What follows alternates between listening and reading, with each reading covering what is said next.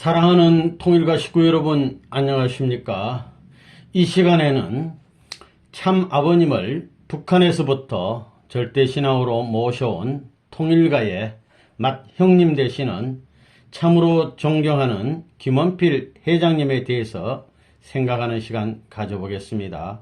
김원필 회장님은 북한에서부터 아버님을 모셔오셨고, 또 아버님이 북한에 가서 선교하시다가 내려오실 때 계속 모시고 온 분입니다. 감옥에도 면회 가시고 흥남 감옥에 아주 귀한 분입니다. 이번 강의 내용은 1982년 협회에서 편찬한 신앙수기 정은집이 있는데 거기에 실린 김원필 회장님의 간증 내용을 중심하고 알아보겠습니다. 그대로 옮겨보겠습니다. 김원필 회장님은 아버님을 처음 배운 것은 1946년 7월이었습니다. 아버님 27세 되시는 때인데 성진님 탄생 후 한 2달쯤 되는 때고, 아버님께서 식량을 구하러 시골 가는 길에 이북에 가서 말씀을 전하라는 하늘의 지시를 받고 아버님께서 38선을 넘어가지고 1946년 6월 6일 평양에 도착하셔서 이제 말씀을 전하시는 한 달 후쯤 됩니다. 당시 그 평양에서는 많은 그 신령한 사람들이 있었는데, 이 사람들이 산에 올라가서 기도하는 산이 있습니다. 그걸 성산이라고 그러는데, 아버님께서도 그 산에 올라가셔서 기도를 하고 내려오신 후에 김원필 회장님을 처음 만났다고 했습니다. 아버님이 계시던 곳은 어디냐? 집회 장소는 오래전부터 신앙적으로 은혜 생활을 하고 있는 부부의 집에서 아버님이 집회를 하시는데, 그 부부는 성적으로 별거를 하는 중이라고 그랬습니다. 당시 북한은 일본 사람들이 일제시대니까 교회 가면 기독교인들에게 동방요배를 강요했다고 합니다. 자꾸 그 천황이 사는 일본 땅으로 해서 절하라고 그러니까 교회 갈 수가 없어요. 그래서 교회를 떠나서 가정에서 주로 기도하는 이런 때입니다. 그런데 45년도 일본이 항복하고 전쟁이 끝나서 가정에 계시던 분이 이제 교회에 이렇게 막 나오던 때였다고 합니다. 그리고 이제 김원필 회장님이 아버님 집회하시는 교회 가보니까 아버님 성경책을 딱 보니까 창세기부터 묵시록, 요한계시록이죠. 성경에 줄 안 친 곳이 없고 무엇인가 새까맣게 써 있다고 그랬어요. 그러니까 아버님 성경을 굉장히 많이 보신 겁니다. 그 당시 많은 사람들이 산이나 가정에서 기도하는 가운데 아주 열렬히 기도하니까 영계에서 많은 계시를 받았다고 그랬습니다. 그 계시의 내용이 뭐냐 하면 지금까지 교회 목사님이 가르친 내용하고 전혀 달라요. 그 뭐냐면 예를 들어서 예수님이 지금까지 인류를 구원하기 위해서 십자가에 죽으러 오셨다고 그렇게 교육을 받았는데 그게 아니다 그죠?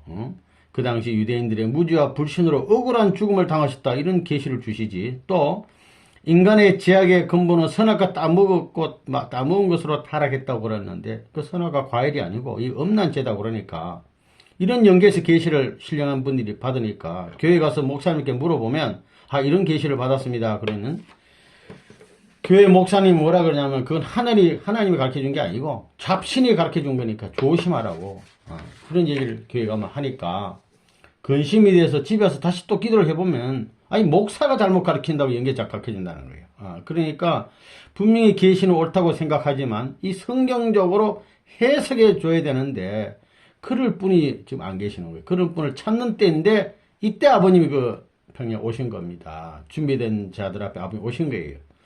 그 당시에 무슨 소문이 났냐면 신령으로서 예배를 보는 이남에서 온 젊은 선생이 있다 이런 소문이 나가지고 신령한 사람들이, 특히 부인들이 이렇게 핍박을 받으면서 많이 모여들었다고 합니다.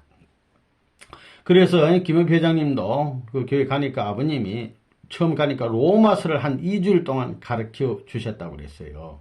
그런데 당시 7월인데 좁은 교회에 사람이 가득 차가지고 말씀 드는데 아버님이 얼마나 정력적으로 막 한복을 입고 설교를 하시는데 설교 끝나고 옷을 벗어가 짜면 물이 뚝뚝 떨어 나온다 그랬어요. 그러니까 아주 아버님 정력적으로 말씀하시고, 또 더워서 그런 게 아니고 겨울에도 소미든 한복 입고 설교를 하시면 그 벗어 짜면 물이 막 나온다 그랬어요. 아버님 이렇게 열심히 사력을 다해서 이렇게 설교를 하셨답니다. 그러니까 예배 분위기가 어떠냐, 막 입신하는 사람, 연계에 들어가는 사람, 막 예언하는 사람, 방언하는 사람, 또 그 방언을 통역하는 사람, 막 이런 사람들이 막 나타나고, 또 개 중에는 뭐 이 무슨 교회야 이래 한번 알아보기 위해서 이렇게 합당치 않는 마음으로 앉아 있는 사람도 간혹 끼어 있는데, 그때는 영통인들이 눈 감고 그 복잡한데 사람들 안 받치고 말이죠. 눈 감고 그 사람한테 또 가가지고 등을 탁 치면은 그 사람이 막 회개하고 통곡하는 일도 벌어지고 그랬답니다. 그래서 거기 모인 사람들은 대부분 불을 받고, 아버님 집회하면 다 불 받아.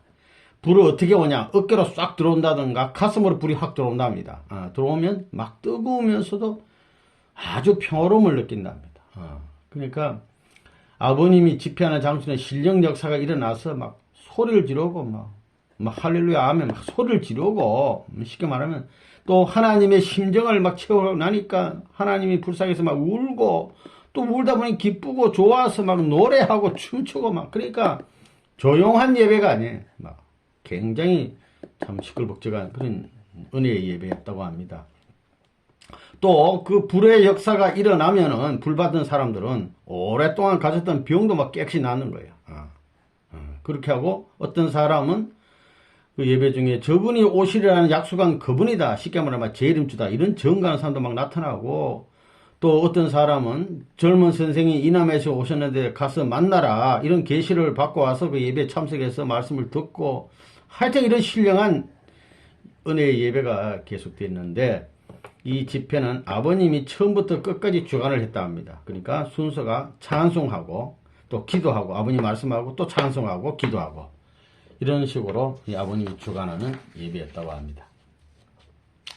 예배 후에는 식구들이 은혜를 받아가지고 집을 잘 안 가려고 그래요. 아버님도 물론 식구들이 있기를 원하고, 이래가지고 가끔 식사하는 경우도 있다고 그랬습니다. 있는데, 한 번은 아버님이 식사하시다가 그 남은 음식을 어떤 식구에게 줬는데, 그 식구가 먹고 위가 굉장히 나빠서 고생을 했는데 딴번에 나와버렸어요. 그러니까 소문이, 교회 밥은 약밥이다는 별명이 붙었다고 합니다. 그러니까 식구들도 아버님이 식사에 뭐 좀 남겨가지고 날 주셨으면, 딱 그런 마음을 가지고 참 교회에서 식사를 했답니다. 그러니까 자기 집에 가면 밥 좋은 게 많이 있는데도 안 먹고, 교회 가면 식사도 변변치 않는데도 교회에서 막 주로 밥을 먹고, 이런 역사가 벌어졌고, 당시 그 교회에 나오는 사람 어떤 사람이냐 하면 기존 교회에서 열심히 신앙하던 신령한 사람들, 이런 사람들, 또 그리고 그 교회를 재정적으로 뒷받침하던 사람들이 아버님을 자기 교회 안 나가고 딴번에 거절하고 아버님 모시고 교회에 나오니까 그 교회 목사들이 막 핍박을 했답니다. 당시에 신학 공부한 목사들이 좀 있었는데, 청년이 신학을 한다니 그거 얼마나 알겠는가 하면서 자기 교인들 데리고 아버님을 이제 찾아왔답니다. 공부를 해보려고. 그럼 아버님은 따오면 말이죠, 그 기존교 목사들이 자기 교인들이 오면은 와서 무슨 질문을 할지, 뭘 알고 싶어 하는지 아버님 벌써 다 알고 계신데요. 그래가지고 미리 먼저 다 얘기를 해준답니다. 그럼 막 그 사람도 말도 제대로 못하고 그냥 감사합니다 하고 그냥 반대하려다가 돌아가는 그런 역사가 있었답니다. 또 그때 이상한 것은 부부간에 교회 다니면서 기존 교회 의가 상당히 좋았는데, 아버님 교회에 나오고부터는 그렇게 가깝던 남편과 아내가 밤에 가까이 오는 게 싫어지더라고 그랬어요. 뭐 젊은 사람이나 늙은 사람이나, 쉽게 말하면 부부 사이가 다른 거는 서비스 잘하는데, 뭐 가정 살림 이런 거 다 잘하는데, 밤에 부부 잠자리, 부부 생활을 이거 안 하고 성별 생활을 자꾸 하려고 그러니까 이 문제가 되는 거 아닙니까? 은혜 받아가지고 신앙에 집중하니까. 그러니까 부부가 같이 교회 나온 사람들 같이 은혜 받았으니까 이게 문제가 없어요. 서로 아니까. 그런데 한쪽만, 부인만 나오면은 남편이 교회 안 나온 사람은 이 여자가 왜 이러냐 이렇게 해서 문제를 삼아서 반대를 하는 경우가 많이 생겼답니다. 특히 이제 그 김원필 선생님을 전도한 숙모 되시는 김인주 권사님 부부도 굉장히 사이가 좋았는데, 권사님이 교회 나오면서 다른 건 다 잘하는데 밤에 부부 생활 잘 안 하려고 그래. 그러니까 나중에는 막 엄난한 집단이다, 막 이렇게 해서 핍박을 많이 했다고 합니다. 또 무슨 소문이냐면 아버님은 마술하는 사람이다. 왜 그러냐? 그렇게 교회 잘 다니는 사람이 막 단번에 끊어버리니까 아버님 말씀 듣고 나면 단번에 끊어버려. 그리고 이 교회, 아버님 교회 나오니까 마술하는 사람이다. 막 이렇게 이제 기성교회에서 목사들이 반대를 하면서 공산 당국에 한 80통의 투수를 넣었답니다. 잡아들이라고. 그러니까 결국 아버님은 1년 10개월에 평양 목회를 더 이상 못하고 끝내고 1948년 2월 22일 공산 당국에 연행돼서 형무소로 이제 아버님 가시게 됐답니다. 그래 이제 가서 이제 조사를 받는데 소문이 그렇게 막 마술하는 사람이라고 나니까 아버님이 조사받다가 병원서 갈 때 있잖아요. 병원서 가면 그 취조하는 사람들이 따라갔답니다. 혹시나 뭐 마술에서 없어질까봐. 하여튼 소문이 그렇게 무서운 거예요. 그러면서 또 7일 동안 잠을 안 재우고 막 그렇게 아버님을 고생을 시키고 있답니다. 그래서 자기들은 막 교대로 자면서 혹시 없어질까봐. 그래 아버님은 그 당시에 눈 뜨고 주무셨다고 그랬어요. 김혜점이 간증해 보면. 네. 그다 그대로 옮기는 겁니다. 그래가지고 결국은 아버님은 사회 질서 문란한 제목으로 5년형을 언도를 받았답니다. 그래서 그 판사가 읽는 판결문에 보면 아주 무지한 사람들에게 허위 날조해서 재산을 탈취했다. 이런 식으로 해가지고 판사가 판결문을 다 읽고 나더니 아버님께 고칠 말이 있나 이래 물어보더랍니다. 그게 이제 판결문에 김율 회장이 계셨어요. 그러니까 아버님이 무슨 말을 하시냐면 여기 허위란 말, 허위 날조해가지고 재산 탈취했다는데 이게 허위 아니다 거야. 허위란 말을 빼달라고 당당하게 말씀을 했다고 그랬습니다. 보통 사람들은 이게 형을 좀 낮추기 위해서 막 감사합니다, 잘 봐주십시오, 막 이런 말을 하는데 아버님 이런 말 한 게 아니고 그 허위란 말 좀 빼달라고 이렇게 당당하게 말씀을 했다고 해요. 그러니까 판사가 많은 사람들 앞에 꽉 찼는데 사람들이 전기는 어떻게 만드느냐 막 등등 이런 질문을 했답니다. 그 무슨 의도냐 그런 말을 했냐면 보이지 않는 전기를 사람이 막 발전해서 만들듯이 하나님도 없는데 왜 있다 하느냐 이런 식으로 어떻게 몰고 가려고 그러는데 아버님 거기 휘말리지 않고 아버님은 전기 발생의 원리에 대해서 쫙 이렇게 설명을 해줬답니다. 그게 이제 많은 교회 지도자들과 공산당들이 입추 여지없이 방청하는데 아버님이 공판 받을 데 나오시는 장면을 써놨는데요. 큰 기지개를 키시면서 여유있고 당당하게 재판을 받다고 그랬어요. 보통은 막 이렇게 막 죄인처럼 하는데 아버님 아니라고요. 그 당시에 뭐 그런 재판을 본 거 처음이라고요. 평양에서 볼 수 없었던 모습을 보고 김별 회장님이 이야, 우리 아버님 보통 분이 아니다. 그렇게 생각한 바가 있었다 그랬어요. 그래서 이제 아버님은 5년 이제 확정이 되고 나서 이제 기결소가 됐으니까 기결소 있는 형무소로 가는데 한 손에는 이제 사슬이 이렇게 묶여 있으니까 한 손만 들어가지고 이제 내가 이제 가지만 다시 돌아올 때까지 잘 있으라는 희망의 암시로 미소를 지었다 그래 아버님. 미소. 싹 미소를 지으면서 당당하게 모습은 뭐냐 머리가 빡빡 깎았어. 깎인 모습으로 그렇게 헤어졌다 그럽니다. 그 나중에 김 회장님이 아버님한테 들어보니까 희망을 가지고 형무소로 가셨다고 그랬어요. 왜 그러냐면은 계시받기를 감옥 속에서 안에 기다리는 청년이 있다는 계시를 봤다고 그랬습니다. 그래서 아버님이 이제 헤어지고 기결수로 넘어가는 대기실에서 이제 기다리고 있는데 아버님 판결 내린 5년 언도로 있는 그 판사가 앞으로 쓱 지나가더랍니다. 만났어. 그래가지고 모른 척하고 지나가더랍니다. 그래서 아버님이 날 모르겠냐고 딱히 말하니까 그때서 그 양반이 참 그렇구만요 이렇게 하더래요. 그래서 그 양반이 뭔 말을 하냐 판사가 인간적으로 용서해달라. 위에서 지령이 내려와서 나는 그렇게 할 수밖에 없었다 하면서 그렇게 용서를 구하고 먹을 것을 이렇게 사다 주고 가더랍니다. 아버님은 죄에 있어서 이 5년 받은 게 아니에요. 무죄. 그러니까 아버님 죄수 번호가 얼마냐면 596이에요. 596. 이거 빨리 하면 억울이 되는 거예요. 억울. 억울한 분이 되고 억울한 죄도 없이.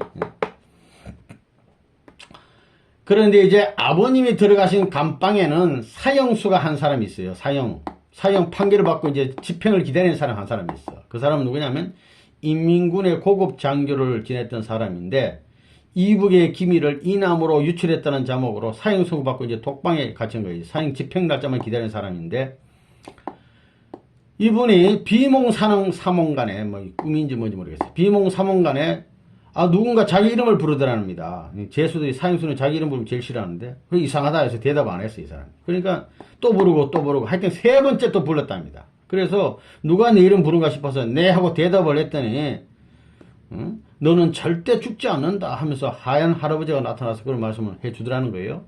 그러면서 그 대신에 안 죽으니까 너는 이남에서 올라온 젊은 선생을 맞이할 준비를 하거라. 이렇게 하얀 할아버지가 비몽사몽에 나타나서 말씀하시더래요.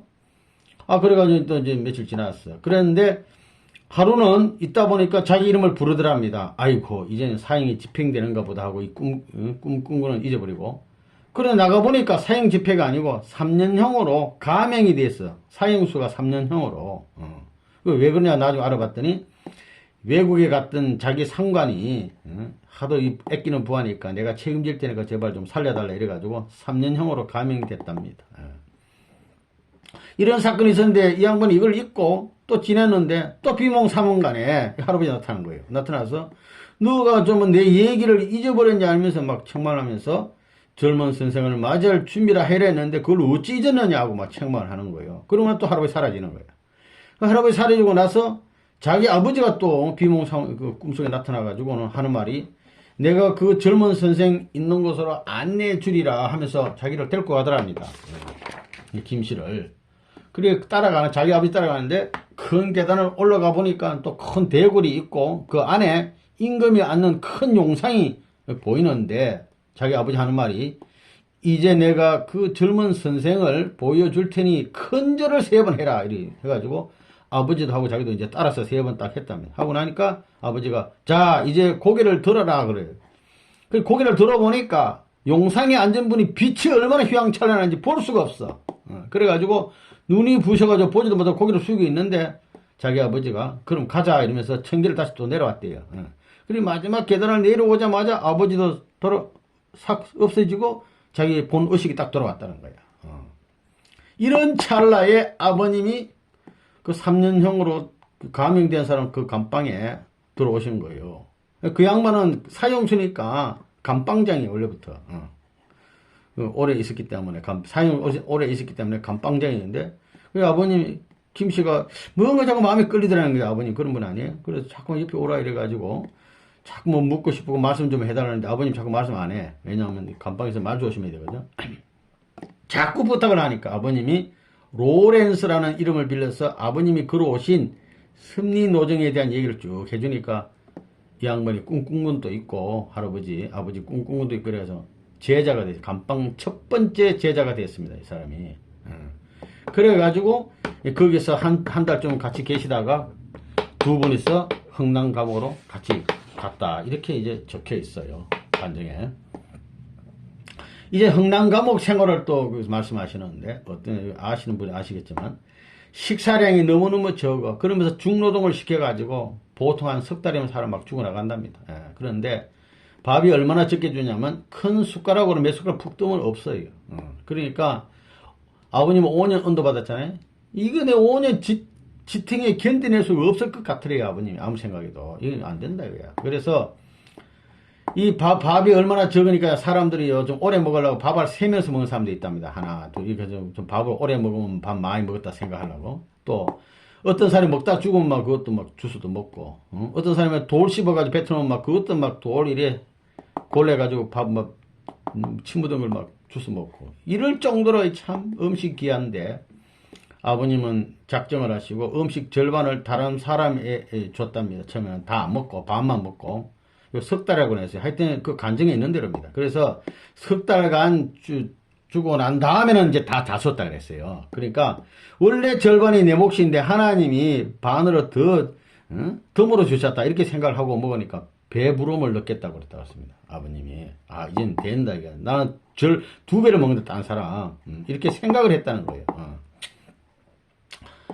그런데 이제 그 감방에도 또 준비된 한 사람이 있는데 누구냐면 박씨래요. 박정화씨인데 사실은 2,000명 중에 총감독을 하고 있어요. 재수도 총감독하고 있는 이런 박씨라는 사람이 만났는데 박정화씨 만나가지고 아버님이 말씀을 전해준 겁니다. 그래서 세례 요한이 사명 다 못했다 이런 말 하니까 이 박씨는 원래 또 기성교 신앙을 좀 하신 분인데 반발하더래요. 세례는 사명 못하더니 하면서. 그럼 아버님이 그러면 안 될 텐데 이랬는데 헤어졌어. 그날 밤에 이 양반 잠을 자는데 하얀 할아버지가 그거 식으로 할아버지 나타나가지고 너가 5, 9, 6번이 누구인지 알고 반대하면서 막 책망을 하는데 막 몸이 막 괴로워서 잘 수가 없어. 그래가지고 아이고 잘못했다 그러니까 그때는 몸이 이제 안 아프고 깨끗해지더라 합니다. 그래가지고 그 다음날 또 아버님을 만나 뵀는데 아버님 다 아시 꿍꿍 다 아시에요. 어젯밤에 무슨 일이 없는가 하면 다 아닌 거야. 그러니까 또 박정아 씨가 또 자기 꿈꾸니 다 하더랍니다. 했답니다. 그러니까 이번에는 아버님이 예수님의 어머니 마리아가 책임 다 못했다 이 말 하니까 이거 뭐 더 믿을 수 없다 이거야. 그래서 또 반대를 하더랍니다. 반대를 하니까 그러면 안 된다 그러고 또 헤어졌는데 그날 빼면은 어제보다 몸이 더 아파. 더 괴로워서 잠을 못 자. 그것도 잘못했다 얘기하니까 몸이 깨끗해지고 또 그 다음날 또 선생님이 아버님을 만나서 아버님이 하여튼 무슨 말인지 모르겠어요. 더 믿기 어려운 말을 했다 그랬어요. 그러니까 이 양반이 이제는 막 화를 막 내더랍니다. 박 씨가. 그런데 그날 밤에는 막 고통이 시작되는데 할아버지가 나타나서 너 이래도 모르겠냐 막 오구리게 너는 분인지 모르겠냐 이게 나무래다는 겁니다. 그래가지고 결국 이 사람도 옥중에서 제자가 됐어요. 제자가. 그래서 자기가 제자가 됐으니까 총감독이니까 쉽게 말하면 아버님을 좀 이렇게 모시려고 쉬운 일 하도록 이렇게 좀 해드리려고 그러니까 아버님이 그걸 거절하고 반대로 말이죠. 제일 어려운 일을 찾아서 아버님 했다고 그랬어요. 이게 신기하죠. 그 감옥에서는 무슨 일을 하냐면 그 비료가 아주 굳어있는 굳은 비료 산에 있는데 그걸 가만히다 퍼다 담아가지고 끌고 내가지고 객차에 올려놓는 일을 하는데 한 조에 10명인데 둘 이렇게 5팀을 나눠가지고 하는데 8시간 1300가마니를 묶어야 돼요. 넣어가지고 묶어야 돼. 그러니까 한 감에 40kg를 이거 5단계로 한답니다. 둘 이렇게 했는데 이 책임량을 못하면 밥을 반밖에 안 주기 때문에 아파도 나와야 되고 어찌든지 책임량 해야 돼. 그런데 그 가마니가 볏찜으로 되어 있기 때문에 계속하면 막 나중에는 뭐 장갑도 안 주잖아요. 그러니까 살도 껍질이 벗겨지면 막 뼈가 나오고 거기에 막 유산 암모니아가 묻으면 막 그 아픔은 형용하기 어렵다 그랬어요. 그런 데서 아버님 고생했어요. 그 두 사람이 짝이 되는데 아버님이 짝이 된 사람은 힘도 들겠지만 일을 잘 안 하려고 했답니다. 그래서 실상은 아버님이 혼자 다 했답니다. 다른 사람 둘 하는데 혼자 하시고 일이 얼마나 고되고 또 힘드냐면 겨울철도 팬티 하나만 입어도 땀이 막 흐른대요. 그게 막 열이 나고 그런 과정에서 아버님도 말라리아에 걸려가지고 10일 동안 고생하면서 말라리아 잘못하면 사람 죽잖아요. 그러면서 일을 했답니다. 그러면서 무슨 각오를 했냐면 이건 타락의 봉이다. 선지 선열들이 뜻길을 가다가 비참히 죽어간 것을 생각하며 내가 한을 풀어준단 말이야. 이런 일심으로 막 그 어려움을 극복했대요. 말라리아 걸렸으면서도 그 고생하면서도. 그래가지고 이제 제수들이 잠자는 곳하고 일하는 곳이 좀 이렇게 한 4km 떨어져 있는데 아침에 일 갈 때는 몸 검사 다 해가지고 일 가는데 얼굴도 이렇게 살피고 못 가고 얼굴 땅으로 이렇게 숙이고 걸어가야 된대요. 8사람이 행렬을 8열 종렬로 이렇게 가는데 행렬 지어 가는데 또 도망 못해 손도 다 잡아야 된대요. 그래서 중간에 가다 시내를 약간 통과하는 데가 있는 모양인데 그 통과할 때는 막 냄새 맡고 입이 침이 줄줄 흐른대요. 그러면서 작업장에 가는 와중에서도 막 사람이 힘없어서 바로 막 헛디디고 막 이런 데 쓰러진다는 거예요. 그런 생활을 했다는 걸 쭉 간증을 했어요. 그런 노정에서도 아버님 옥중생활 2년 8개월 동안 특별 노동상을 해마다 받았다고 이렇게 말씀했습니다. 근데 재미난 것은 이제 감옥에 있으면서도 모르는 제수가 자꾸 아버님 앞에 음식을 가도 음식 그렇게 귀한 건데 아까도 막 죽은 사람 그것도 꺼내 먹는 파인데 왜 그러냐면 그 제수의 조상이라든가 모르는 어떤 영이 나타나가지고 자꾸만 그 음식이 있으면 차입이 들어오면 5, 9, 6번 갖다 드려라 그러는. 그러면 아버님은 혼자 잡수는 게 아니고 그걸 이제 다 나눠 잡숫다 그랬어요. 또 아버님도 편지를 자꾸 써가지고 김부 회장님이나 추모님한테 편지 가지고 같은 동료에게 나눠주기 위해서 음식 보내라, 옷 입을 이런 거 보내달라고 아버님도 글을 보내왔답니다. 그런데 이제 옷 같은 거, 음식 같은 거 다 줘서 미래 주면은 나중에 면할 때 가보면 아버님은 새 옷을 안 입고 흰 옷을 입고 나온다는 거예요. 알고 봤더니 다른 사람한테 다 나눠주고, 아버님 흰 옷 계속 입고 다녀요. 그래서 형무소에서는 신양 자기들 알잖아요. 조금밖에 안 주고 중노동 시키니까 사회 여론도 있고 해서 밖에서 이제 면회 와가지고 음식 주는 거, 뭐 옷 주는 거 이런 걸 다 묵인했답니다. 그래 사람이 살지. 그러니까 이제 먹을 것이 들어오면 이 기회에서 하나라도 더 많이 먹어야 되니까 잠잘 때 베개로 베고 자든지 머리맡에 놓고 잔답니다. 이렇게. 그런데 아버님은 그거 아니야. 아버님은 무슨 차입이 들어오면 미숫가루가 들어오면 그냥 방 한 구석에다 놓고 그냥 주무신대요. 그래서 먹을 때는 다 같이 나눠 먹어. 그러니까 그 죄수들이 아버님 앞에 들어오는 거는 이때만 자기 거로 생각했다는 거예요. 왜? 아버님 혼자 안 잡수니까. 술은 다 나눠 먹으니까. 그러니까 아버님 가져온 그 미숫가루가 양이 얼마 주는 거 좀 더 자세히 알고 있다는 거야. 저 얼마 그 남았네, 얼마 남았네. 다 자기 거 생각하니까. 얼마 그 신경 많이 쓰겠어요. 그런데 어느 날인가 누가 그걸 방콕 한가운데 놓은 거 훔쳐 먹었어. 분명히 쏙 내려갔단 말이야, 조금. 그러니까 범인을 금방 찾아내, 다 알잖아요. 찾아내가지고 아버님 앞에 와서 저걸 먹었는데 왜 야단 안 칩니까? 그 사람. 우리가 혼내줄 테니까 허락해 주십시오. 뭐 두들겨 팬다는 거죠. 그러니까 아버님이 아무 말씀도 안 하시더라는 거예요. 훔쳐간 사람에 대해서. 그리고 다음날 저녁에 사람들 다 불러 모아놓고는 방 한 구석에다가 그 남은 음식을 갖다 놓고는 그 사람을 불러가지고 그릇을 주면서 너 먹고 싶은 대로 만큼 떠가라 그래요. 그러니까 그 사람이 양심 있지. 머리를 푹 숙이고 못 가져간답니다. 그러니까 아버님이 못 가져가는 그릇에 음식을 푹 떠가지고 가득 담아가지고 그 사람에 안겨주니까 다른 죄수들이 이거 아버님 심정 이해하겠어요? 부모 심정? 기분이 나빠가지고 그렇게 했다는 그런 말씀도 있습니다. 특히 우리 충모님은요. 그 먼 길 한 1500여리 떨어졌는데 흥남 감옥까지 아버님 생가 정주에서 가족의 그 일을 꾸리랴 밭일을 꾸리랴 집안일 돌보면서 시간이 없으면서도 입을 거 먹을 거 이거 장만해가지고 먼 길 교통도 불편한데 이렇게 내려와서 여기 가야 되는데 그 면회를 가시고 그렇게 아버님을 사랑했다고 그럽니다.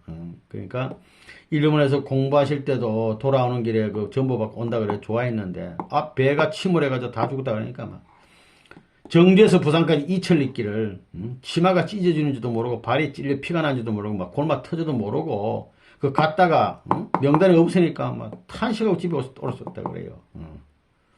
그 나중에 아버님 김 회장님이 아버님한테 들은 얘기 보면 전보를 치고는 그 배를 타리고 집을 떠나려 했는데 아버님 발이 땅에 딱 붙어가지고 떨어지지 않더래요. 그래가지고 이게 무슨 일이 있으리라 생각을 하고 배를 안 타셨다고 하셨답니다.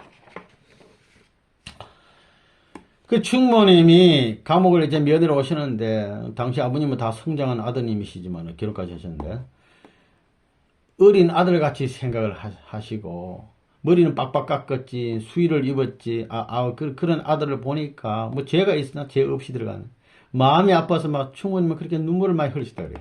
그런데 감옥에 가면 또 눈물을 흘리는데 아버님이 충모님 어머니 우시는 걸 보고 고생하는 아들이 가엾어 우는 눈물을 하면 다시는 오지 말고 어서 돌아가라고 막 이렇게 그 모진 소리를 아버님이 충모님한테 해드래요. 그 아버님은 뭘 바라냐면 하나님과 인류를 위해서 이렇게 장하다가 일하다가 형무소에 들어와서 고생하는 내 아들은 참 장하다. 이런 의미에서 눈물을 흘리셨다면 그 눈물은 내가 받아줄 수가 있는데 가엾어 우는 눈물은 흘리지 마라 이거예요. 이러면서 참 충모님 좀 가슴을 좀 아프기도 하고 그리고 이제 충모님이 더 가슴이 아픈 건 뭐냐면 먹을 거 갖다 주면은 그 다 먹어도 그 살아남기 힘든 파인데 혼자 좀 다 좀 먹어줬으면 좋겠는데 그 힘들게 장만해가지고 가는데 아버님은 별로 안 잡수고 딴 사람 다 나눠주는 거 뭐 보는 앞에서 막 나눠주고 이러니까 그 가슴이 아파가지고 충모님이 마음고생을 말할 수 없이 했다는 거예요. 그래 이제 고향 돌아가시는 길에 이제 면회 마치고 이제 평양을 통해서 다시 또 정주로 가야 되니까 평양에 들르셨는데 김현배 회장님이 만나셔가지고 하신 말씀이 선생님이 아버님이 이제 형무소에 나오면 다시는 말이야 다시는 다른 데 보내준 거 꼭 데리고 있겠다 그러면 얼마나 가슴이 아프면 막 이제는 아버님 어디 안 보인다 그래 꼭 붙잡고 있겠다 집에 이런 말씀을 충모님이 하시다는 것을 간증에 써놨어요. 그러니까 충모님은 아버님 학창 시절부터 죄 없이 고생을 보아온 충모님 마음이 얼마나 아프겠습니까? 그러니까 이제 정주 다 와간다 이거야. 그 고향집이 보이는 먼 곳에서 막 우시면서, 그만 또 모진 소리를 하지. 갖다 준 거 자기는 안 먹고 다 나눠주지. 그러니까 막 다시는 안 간다. 이래 다짐을 했는데도 그 사랑이 얼마나 큰지 또 가. 또 시간을 쪼개가지고 옷 장만 음식에서 이렇게 계속 면회하면서 부모의 심정으로 충무님이 다녔다는 거예요. 이 충무님이 참으로 귀한 분을 알아야 돼요. 우리 2000년 9월 3일 아버님 기도의 말씀을 보면 영계에 있는 4대 성인들을 결속하는 일을 해요. 충무님이. 뭐 시골 아무 모르는 할머니 아니야. 우리 한학자분이 그런 소리 했는데 그거 회개해야 돼. 4대 성인을 결속해서 형제, 제 아버님 증상고 우리 형제 만드는 그런 위대한 일에 4대 성인을 지도한다니까. 그리고 이 통일교회가 참 통일 하나가 되고, 천상에 있는 모든 교인들이, 각 종교의 교인들이 하나가 되고, 지상에도 그걸 확대해가지고, 한 아들, 딸이 되게 하기 위해서 천상과 지상을 오가면서 큰일을 하는 충무님이요. 정심을 해다 모셔야 될 귀한 어른인데, 귀한 분인 걸 알아야 돼요, 충무님은. 요 옥중에서 그 계시를 받고 또 제자된 사람이 한 12사람이 있었다고 말씀을 합니다. 그 중에 한 분은 누구냐면 이북 5도의 기독교 연합회 회장을 지낸 유명한 목사가 있다고 그랬어요. 이분은 이제 아버님 만약에 이제 다 형을 마치고 감옥에 나오시면 아버님 모시고 이제 계속 일하겠다고 결심을 다짐한 사람인데 12제자 중에 한 사람 되는데 흥남 형무소 일이 하도 고되니까 그게 한 10리 떨어진 곳에 형무소 분소가 있답니다. 분소. 그리고 이제 거기는 일이 조금 수월하다는 소문을 듣고 아버님께서 나 그거 좀 가겠습니다 하니까 아버님 가지 말라 그랬다는 거예요. 이 목사한테. 그런데 하도 고되니까 가지 말라면 말 들었는데 안 듣고 자기 멋대로 자유로 그걸 가버렸다는 거예요. 그리고 첫 번째 제자가 된 김씨도 그 소식을 듣고 그 좀 수월하다니까 그거 갔으면 좋겠다니까 이 김씨에 대해서는 아버님 허락을 하시더래요. 그거 가라고요. 너는 가라고요. 그러면서 너가 거기 가 있다가 무슨 이변이 있거들랑 탈출을 하라. 그렇게 지침을 줬대요. 그랬는데 나중에 이제 난리가 났을 때 그 목사는 못 나오고 처형됐어. 근데 김씨는 처형장으로 가는 도중에 도망쳐 나와서 남한까지 왔다. 이렇게 이제 그대로 다 쓰여 있습니다. 그래서 이제 6.25 사변이 나가지고 흥남 일대가 공업단지니까 폭격 대상이야. 1순위. 그래서 미군이 막 공격을 하는데 폭격을 하니까 그 제수들 지키는 간부, 그 간수들은 지들은 방공호에 숨고 제수들은 뭐 죽으라고 그냥 내두더랍니다. 그래 아버님이 예감이 딱 드는데 야, 이 자리를 옮겨야 되겠다. 폭격이 막 팡팡 하는데 그래서 자리를 옮기면서 누구든지 나를 중심 삼고 집경 12m 이내로 들어오기만 하면 폭격을 피할 수 있다. 이렇게 말씀을 하시고 자리를 옮겼어요. 그래 아버님 따라 그 말씀 듣고 아버님 교수님으로 사람들이 많이 옮겨왔는데 옮기자마자 아버님 원래 있던 그 자리에 1톤짜리 폭탄이 딱 떨어져가지고 남아있던 아버님 말 안 듣고 안 따라온 사람들은 순식간에 다 없어져 버렸어요. 산화되어 버렸다고 했어요. 그런 일이 있었답니다. 그래서 그 긴박한 상황 속에서도 아버님은 언제나 침착하게 장래의 일을 기획하고 그렇게 생각했답니다. 감옥에 나가는 게 문제 아니에요. 나가서도 어떻게 할 건가 이런 생각했다. 그래가지고 이제 준공군이 이제 또 천내로 오니까 전세가 바뀌었어요. 이제 후퇴를 해야 되는데 이놈들이 도망가기 제수들을 이거는 이제 준공군이 전세를 바뀌고 또 그러니까 감옥에서는 자기들이 제수들을 처형을 하는데 심리 떨어진 아까 그 먼저 갔던 그 분소에서부터 사람을 싹 다 죽이고 어떻게 죽였냐면은 제수들 이름을 부르고 3일간 식량을 준비해라 나오라 이랬답니다. 삭 가지고 그러면 눈치 못 채게 다른 부대로 이동하는 처럼 해가지고 뒤산에 끌고 가서 땅 포기하고 그냥 총사 죽여서 그냥 묻어버린 거야. 그런 식으로 하는데 아버님 감방에도 몇 사람이 불려나갔답니다. 이제 곧 아버님 차례가 곧 아버님 차례야. 그런데 그때 유엔군이 막 상륙했다는 하니까 이놈들이 산에 끌고 가서 죽일 시간이 없어. 그러니까 막 놔놓고는 도망을 가버렸어요. 그래가지고 아버님이 나온 날이 해방된 나온이 언제냐? 1950년 10월 14일입니다. 이 6천가정 축복시간 날인데 이 귀한 날입니다.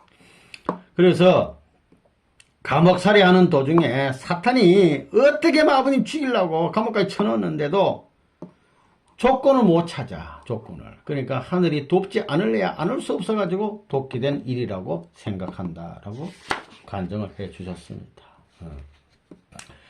그래서 이제 아버님은 옥중에 계실 때도 늘 기도 생활하니까 평양에 1년 10개월 목회할 때 식구가 된 사람들, 평생 아버님 모시고 따라가겠다고 했던 식구들이 신앙이 멀어져 간 거 다 알고 계셔요.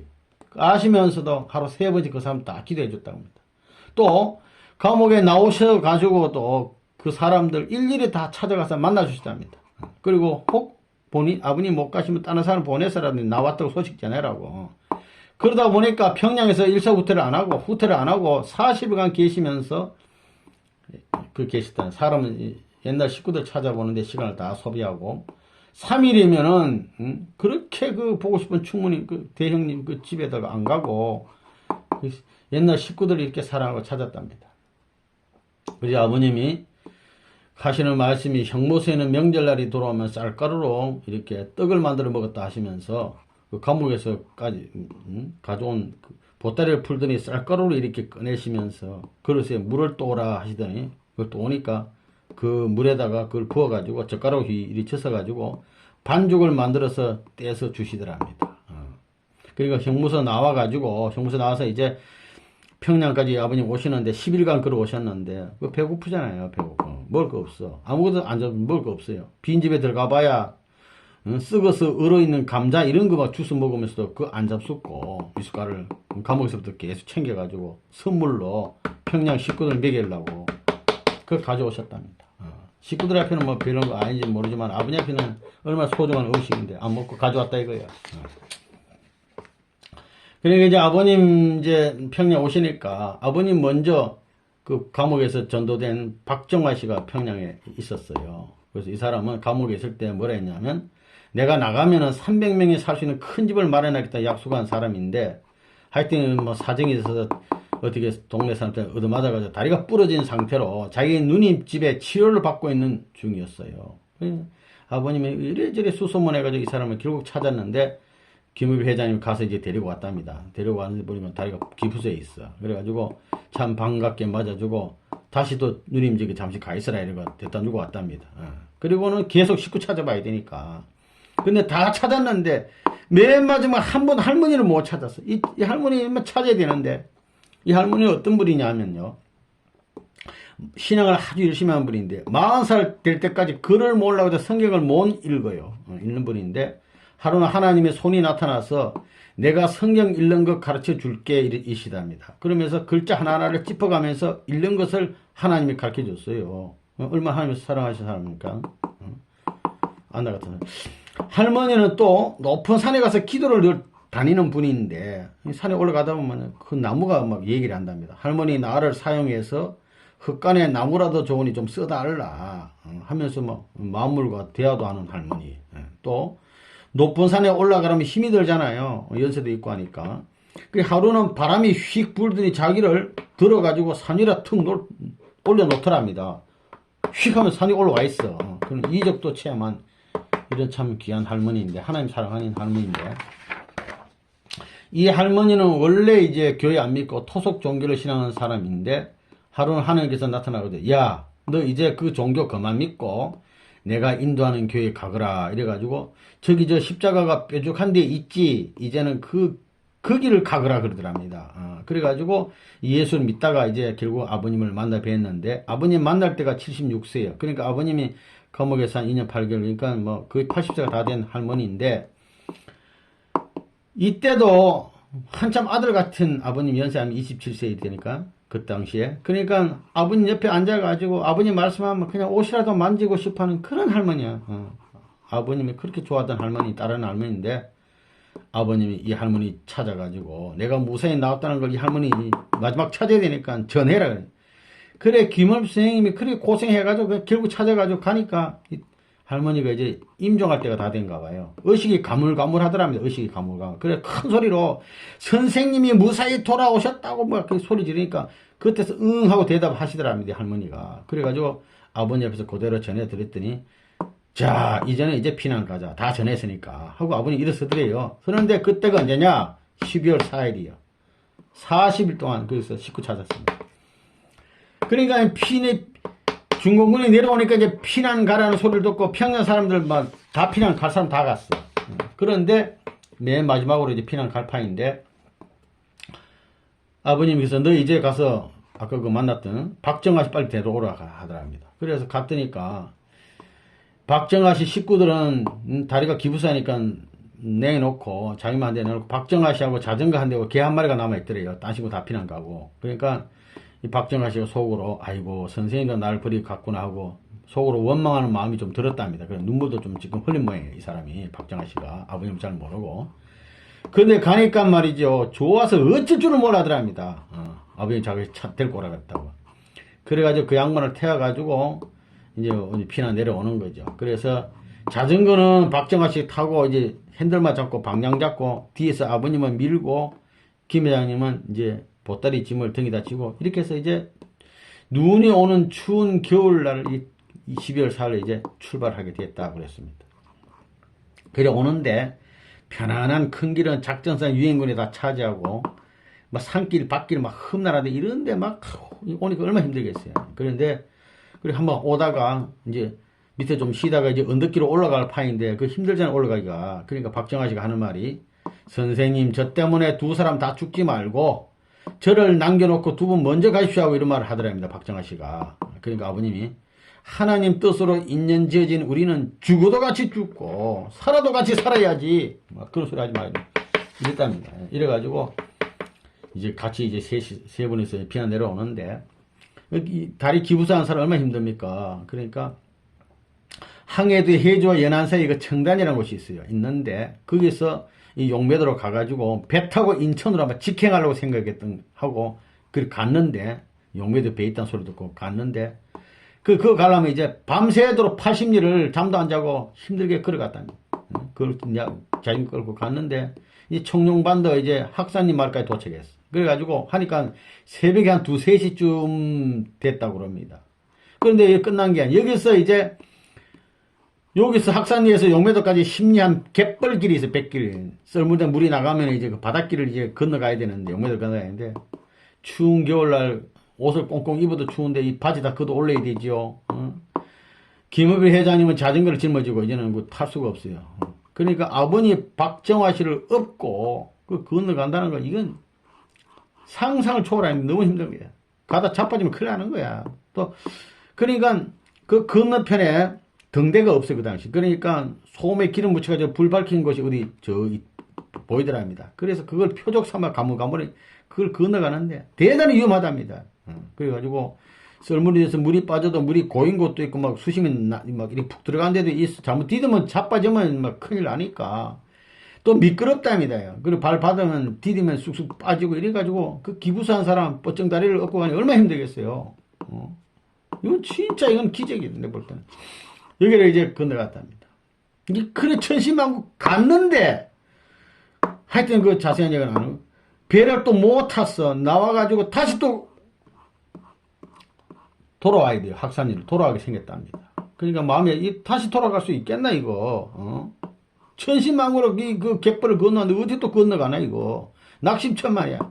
또 배는 고프지 추워. 그러니까 일단 조밥을 해가지고 먹고 이 마음이 약해지고 뭐 갈 수 있나 하고 낙심하고 있으니까 아버님이 그 마음을 아시고는 오늘 우리들을 대접해 줄 좋은 기인을 만날 거다 하고 말해 주니까 그 말 듣고는 이제 김업 회장님도 둘 다 힘이 났답니다. 그래가지고 또 천심하고 힘들게 또 건너왔어. 갯벌길을. 이 김업 회장님이 자전거 들고 오고 아버님은 박정아 씨 업고 또 건너왔다 말이에요. 그리 힘들게 오니까 해가 다 떨어져가지고 날씨는 추운데 동네 사람들이 아버님을 보더니요 머리카락이 짧으니까 이 인민군인 줄 알고 인민군 폐자분인 줄 알고 남한 군인은 머리가 긴데 그러니까 막 구타를 했답니다.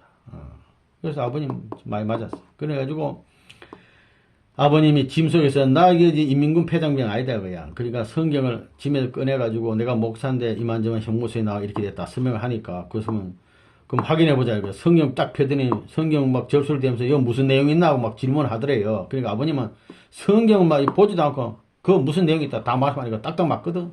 그래가지고 이제 아버님을 돌려보내주더랍니다. 그래서 이제 참 그런 수모를 당하고 세 번에서 이렇게 길가에 걸어 내려오는데 저 곳에 불빛이 하나 보이더랍니다. 찾아가서 땅땅 하고 문 두드리니까 젊은 부부가 딱 나오는데 그렇게 반갑게 맺어 좀 기다렸다면서 좋은 방을 주면서 좋은 음식을 줘가지고 잘 먹고 잘 잤다 그랬어요. 그래 잘 먹고 잘 자기까지는 좋았는데 그 다음날 아침 딱 생각해보니까 좀 이제 생각이 든 거죠. 아버님은 더 어렵잖아. 아버님은 어려움을 생각을 못하고 도리어 아버님 힘들지 않습니까? 이게 선생님 힘들지 않습니까? 위로해 드려야 되는데 그걸 못하고 자기들이 고생한 그 약한 마음 보여가지고 아버님이 대신 탕감을 얻어맞는 탕감을 받고 좋은 음식을 먹여준 게 아닌가 그걸 깨닫게 됐답니다.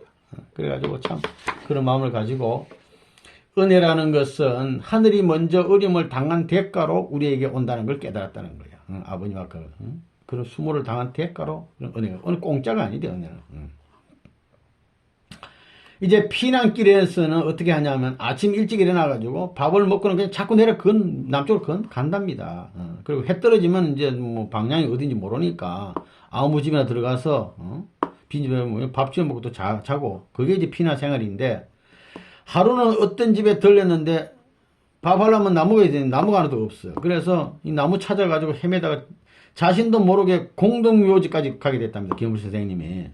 그러니까 아버님하고 박정아 씨는 방 안에 계시고 그래가지고 가보니까 무슨 가마니가 들 것이 하나 있는데 그 양쪽에 짝대기가 이렇게 길게 두 개 붙어 있는 거예요. 너무 반가워서 막 두 개를 딱딱 뽑아가지고 그걸 와가지고 이제 집에 와서 이제 불을 떼가지고 참 밥도 하고 방도 대필판인데 그냥 박정아 씨하고 아버님은 추운 방에 앉아 계시는데 한참 불 떼다 보니까 아버님께서 방문도 안 들고 기원별에서 부르더랍니다.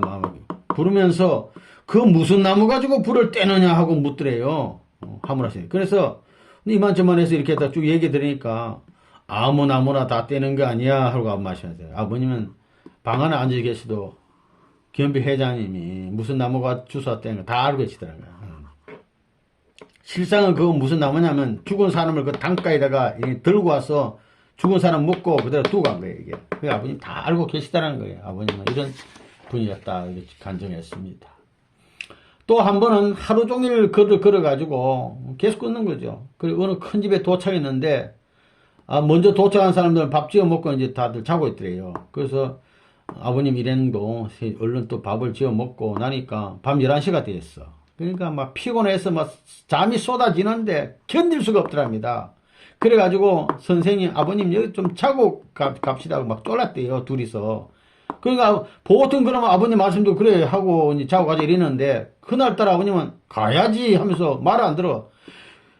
잠이 쏟아지니까 피곤하니까 막 좀 제발 좀 자고 갑시다 우리도 이러니까 해도 말 안 들어 아버님. 그러니까 세 번에도 데려 안 오고 가자 하니까 할 수 없이 또 따라 나왔대요. 그 추운 밤에 그래가지고 아이고 좀 자고 갔으면 좋겠네. 그래 따라가지고 한 2시간 또 더 내려왔어. 그래가지고 한 새벽 1시 경쯤에 어느 집에 길가 어느 집에서 들어서 잠깐 자고 아침 또 일찍 일어나서 가다 보니까 큰 강이 하나 있는데 그 강가에 도착했대요. 그러니까 강이 날씨가 너무 추운지 날씨가 추워서 강이 꽁꽁 얼어 있어요. 그래서 박정아 씨는 자전거 태우고 또 밀고 이래가지고 얼음 위를 강을 건너가는 거죠. 얼음이 다 얼었으니까. 그런데 막 강 건너가는데 위에서는 막 비행기가 왔다 갔다 하고 포성이 쾅쾅 울리고 막 다다다다 기총사격 소리가 막 들리더랍니다.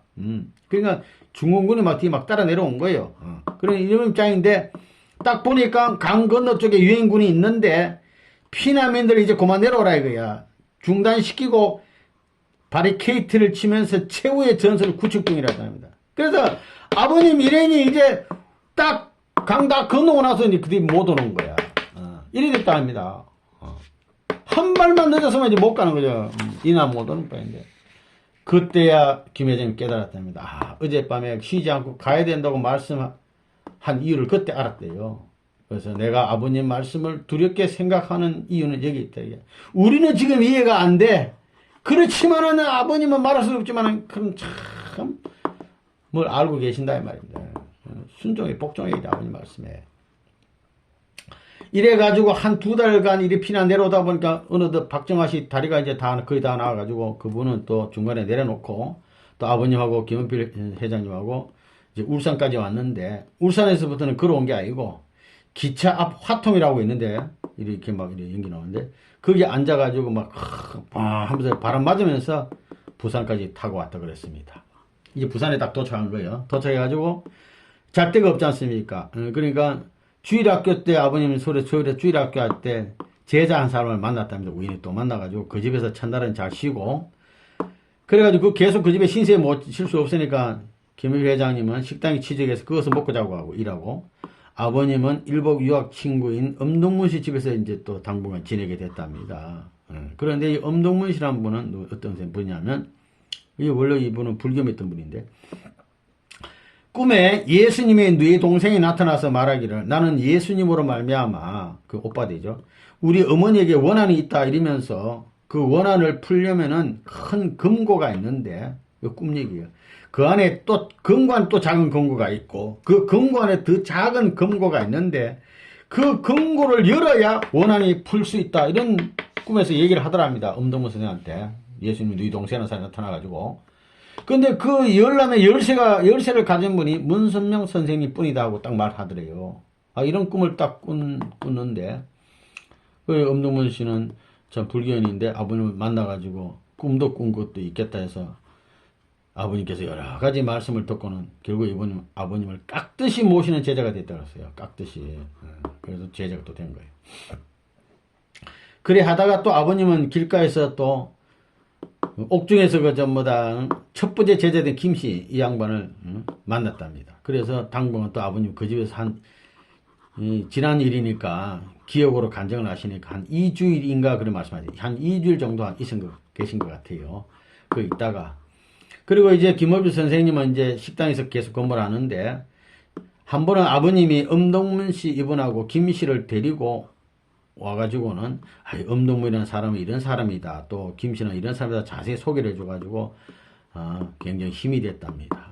그리고 또 한 번은 또 아버님이 혼자 식당에 오셨는데 아버님 오시니까 반가워가지고 식사 대접했는데 자기는 종업원이니까 함부로 할 수 없으니까 주인한테 내가 존경하는 분인데 식사 좀 대접해도 되겠냐 했더니 주인이 그러라 하더래요. 그래서 아버님을 방에다 딱 모시고는 상을 딱 차려가지고 들어갔는데 얼마 후에 이렇게 식사하셨나고 이렇게 딱 보니까 밥이 다 없어졌다 있더라는 거예요. 밥 다 드셨어. 그래가지고 한 그릇 얼른 또 한 그릇 뜯어가 갖다 드렸더니 또 잠시만 금방 또 없어졌더라는 겁니다. 그걸 보고 아버님이 참 배고픈 생활을 하고 계시는구나 하고 자기는 식당에서 밥 먹으니까 김을 회장도 고생하시는데 그걸 알았답니다. 그 당시에 아버님은 밤에는 부둣가에 나가서 일하시고 낮에는 햇빛 쬐니까 양지 햇빛 쬐는 데서 이렇게 주무시고 했다고 합니다. 그래 이런 생활을 떨어져서 하시다가 또 얼마 후에 아버님이 야 방 하나 알아보라 이래가지고 방을 하나 좀만 거 하나 얻어가지고 그때부터 이제 아버님하고 또 부산에서 같이 생활하시는 거예요. 하는데 방이 얼마나 좁으냐면 아버님 누우시면은 머리하고 다리가 벽이 딱 양쪽이 되는 거예요. 이런 조그만 방에서 생활하시는데 이제 경불 회장님은 식당 그만두고 이제 부대에 나가서 일을 하는데 부대에 나가서 일하고 돌아오면 그 사이에 아버님은 원리를 쓰셨답니다. 원리를 써주고 퇴근에 오면 아버님 그 원리 원본 쓰신 걸 한번 읽어보라 그랬나요. 그러면 또 아버님 읽어드리면 아버님 가만히 듣고 계시고 또 때로는 아버님이 산에 가셔서 명상도 하시고 노래도 부르시고 또 엄동문 씨가 자주 이렇게 어울리시는데 노래도 막 엄동문 씨한테 시키면 그 노래하는 거 굉장히 듣기를 좋아하셨다 그래요. 그래서 틈틈이 그러면서 틈틈이 산에 올라가서 돌도 모으고 시간 나는데 흙도 모았답니다. 왜냐하면 이 토담집 지으려고 그렇게 했다고 합니다. 그리고 김은필 회장님은 미군 부대 뭐 했냐 하면 페인트 하는 일을 했답니다. 페인트 일을 했는데 하루는 장난 삼아 가지고 이 종에다가 그림을 이래 막 이렇게 저거 그려 보는데 아버님 보시더니 야 이제 그림을 자꾸 그리라 그러더라는 거예요. 그림 연습하라 이거죠. 자꾸 그려라.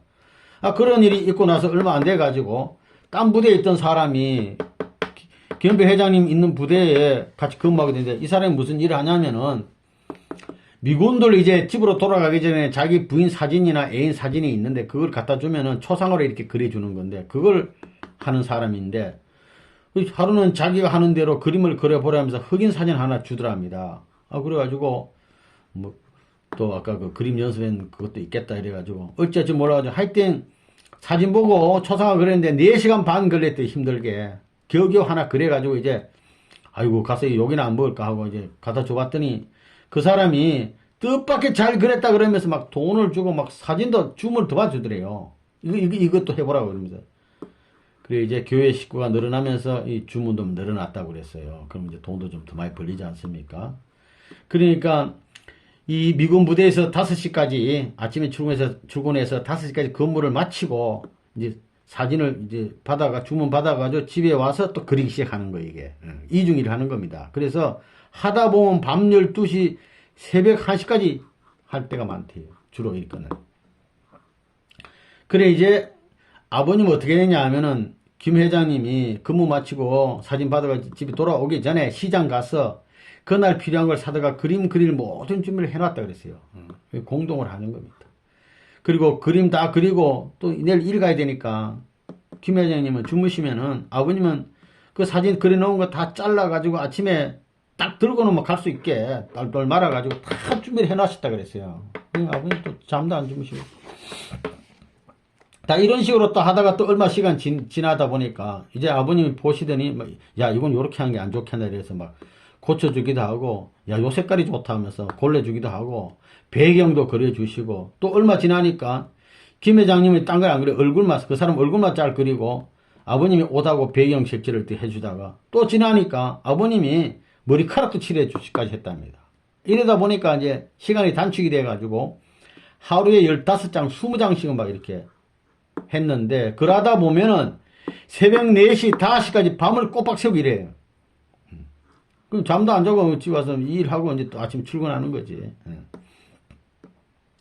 이제 그러기 때문에 식구들이 그 아버님을 뵈러 왔다가 할머니 같은 분은 말씀 듣다가 피곤하니까 이제 거기서 누워서 주무시는데 그럼 아버님은 이 두 분은 계속 밤새니까 이렇게 수고하는데 자면 되느냐 졸음이 오면 벽에 기대서 자는 건 좋지만 누우면 되냐 이런 말씀을 해가지고 하시기도 했답니다. 그래서 뭐 같이 계신 분들은 벽에 기대가 주무시고 그러니까 일하는 사람은 일에 취해서 하면 피곤하면 오는데 보는 사람은 더 피곤하잖아요. 이런 입장이 됐단 말입니다. 그런데 새벽 4시 5시까지 잠도 안 자고 이러면 얼마나 피곤하겠습니까? 그런데 아버님은 절대로 김원필 회장님 앞을 안 떠나고 계속 지켜보고 계시대요.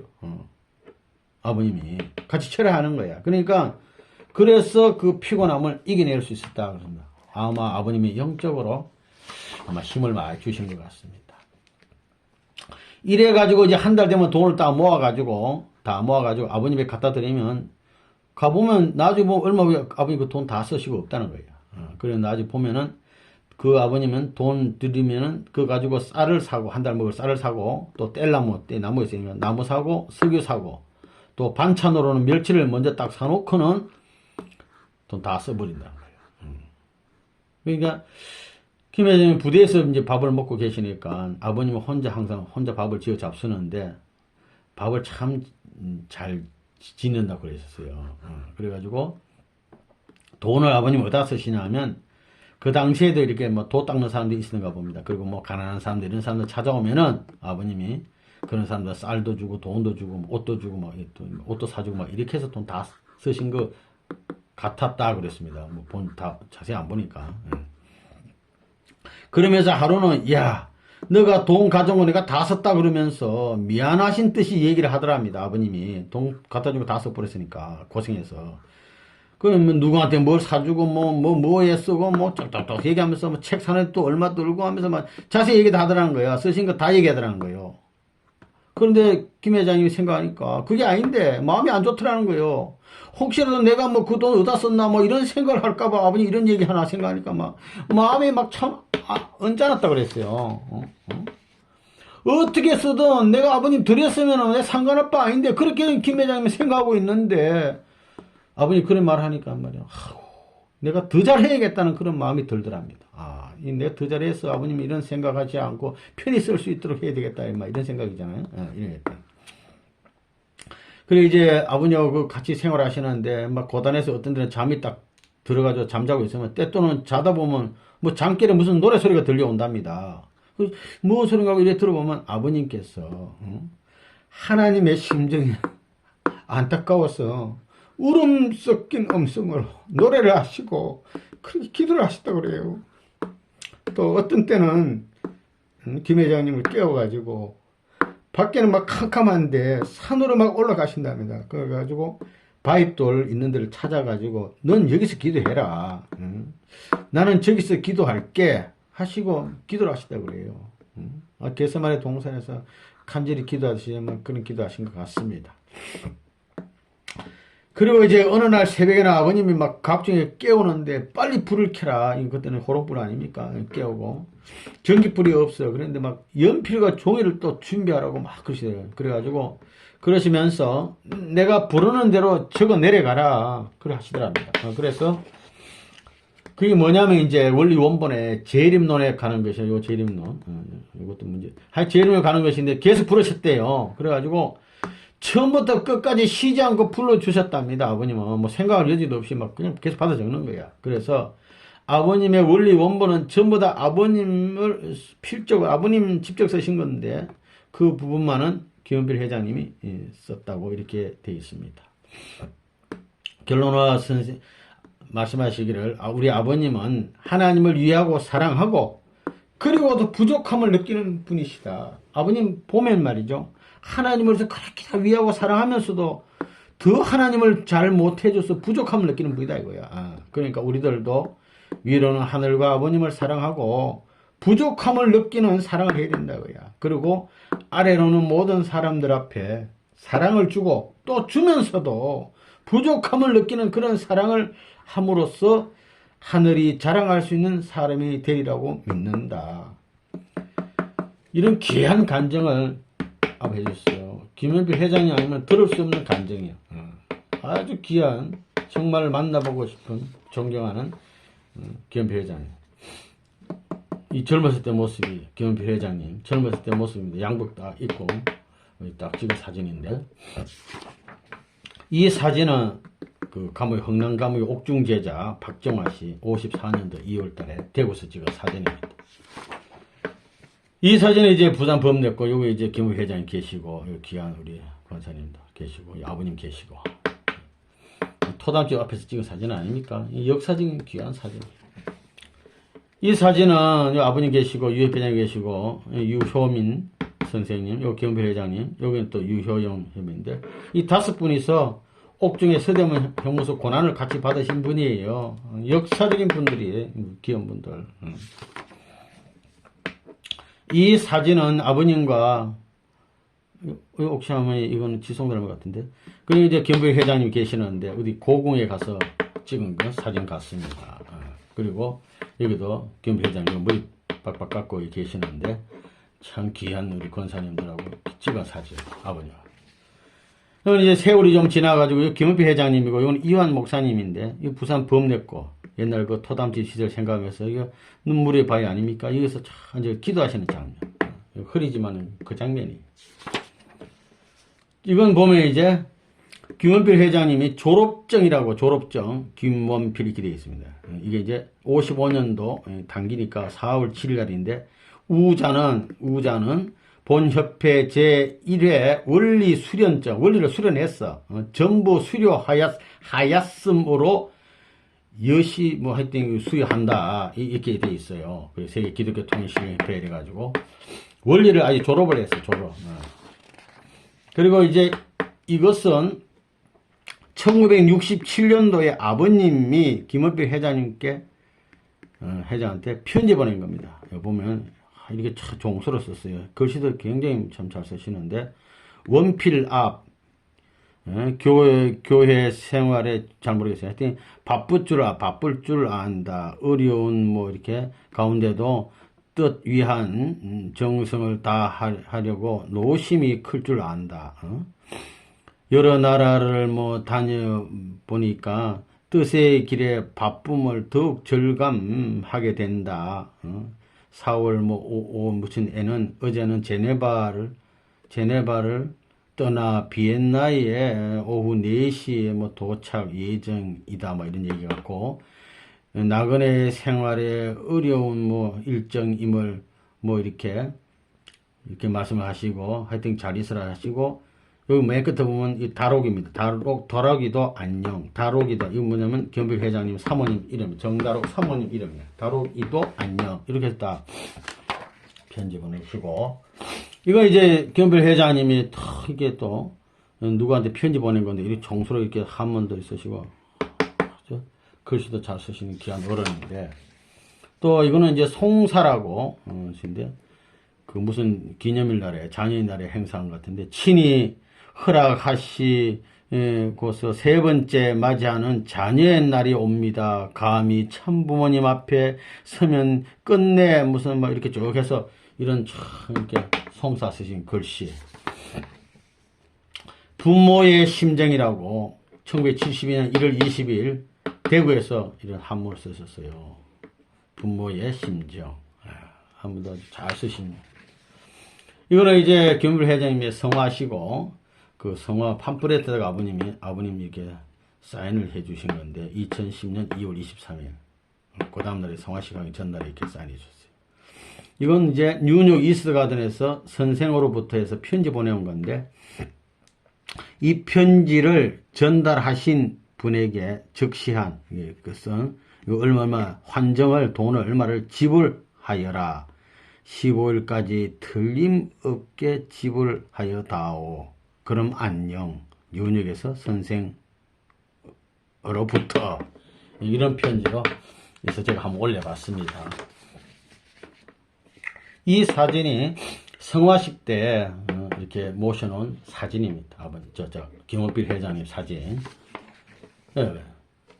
김원필 회장님 성화시고 나서 축복 가정 장형. 이 장형이란 말은 이게 맏형이란 말이에요. 모든 축복 가정의 제일 큰 형님이라 이 말이에요. 이분이 유희 회장보다 이거 더 큰 형님이야. 김원필 천정봉신자 대소서. 이렇게 아버님이 이렇게 귀한 희호를 내려주셨어요. 축복가정 장형이라고. 이제 전 본부경인데, 김원필 천정봉신자 세계성화시. 이렇게 해서 4월 10일 양력, 철력 2월 21일 날 청파동 전 세계본부에서 세계성화식을 이렇게 귀빈들이 이렇게 앉아 계시고.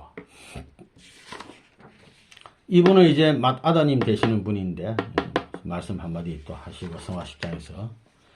마지막으로 김원필 회장님의 양력에 대해서 하면 평양에서 출생하시고 사범학교 졸업하시고 김인주 순회사님이 이 어른을 김 회장님을 전도를 했어요. 통일 인도했고 또 아버님을 보호자하셨고 또 홍익대학교 나오시고 정다록 여사님과 36가정 이 3가정 중요한 3가정이 있어야 아버님 축받는 데서 받을 수 있어요. 그래서 3가정 축받으시고 순회사 실장 협회 격리부장 유지재단 초대 이사장 했었어요.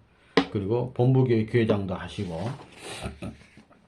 아버님이 친히 안수해서 목사라고 김원필 목사님도 돼요. 목사님 성직을 받으신 분이에요. 목사님 아버님 직접 런던 교구장 영국회장 IOWC 국제부흥단 영국회장 그 다음에 가정교회 미국 및 가정교회 운동 책임자 유럽 대륙회장, 일본 총회장 하시고 일화 대표이사도 하시고 세계평화통일 가정 초대 회장을 하시고 노르웨이 국가메시아 분봉왕 하시고 선문대학교 명예신학 박사학위를 받으시면 박사님이 또 박사님.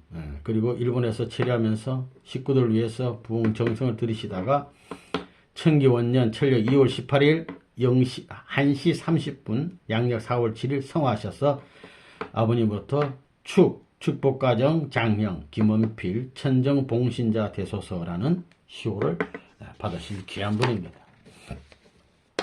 이분은 옥고의 한 동참상을 받으시고 제1차 7년 노정에 참부모님 공로상을 받으신 분이에요.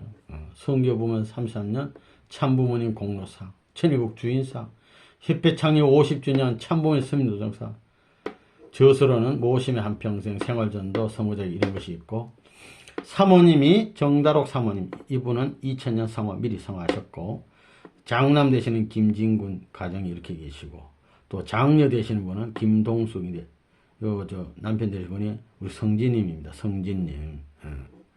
장녀의 남편들, 사위들, 여기 자녀분들 계시고, 3위 기대로서는 유효원 사길자 4분, 김영희 정대하 사모님 4분. 이 귀한 분들 다 3위 기대 아닙니까? 하여튼 이렇게 귀한 분이 맺습니다. 마지막으로 이 사진입니다. 이렇게 귀한 어른, 통일가에 만나보고 존경하는 우리 김어필 회장님이었습니다. 감사합니다.